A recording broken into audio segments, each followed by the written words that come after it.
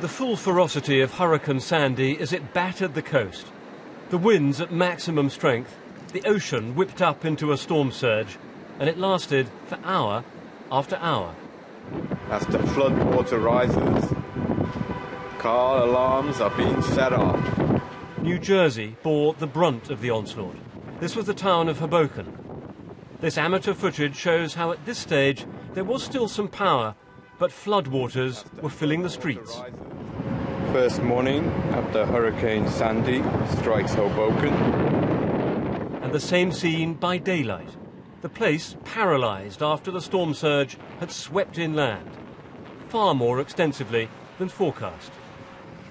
Along the New Jersey coast, a trail of destruction. Just inland, an extraordinary sight, what looks like snow. In fact, it's sand, vast quantities of it blown off the shore and into the streets. Here it was the wind that did the damage. Other areas suffered more from flooding. Overall, the impact has been devastating. Beyond anything I thought I'd ever see. Terrible. And so we need to remain patient.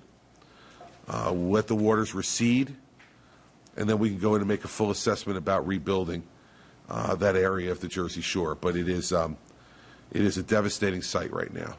What's made this superstorm so damaging is its sheer size, stretching over 1,000 miles as it hit the coast, and it's still got a lot of potential to cause harm. The fastest winds at 65 miles per hour were less fierce than forecast, and they're now slowing down. But the storm surge was worse than expected, peaking at almost 14 feet. That's about 4 meters in New York Harbor, a record intensified by the high tide and a full moon. Now the storm is mixed up with a cold weather system, icy air from Canada. Technically, the storm is no longer a hurricane, but it's fueled by a dramatic contrast in temperatures, and it's still dangerous. The storm surge reached the outskirts of Washington. The good news is that most people listened to the warnings and got out of harm's way.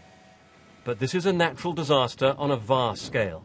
The storm isn't finished yet, and the authorities are still trying to understand the full extent of its impact. David Shukman, BBC News.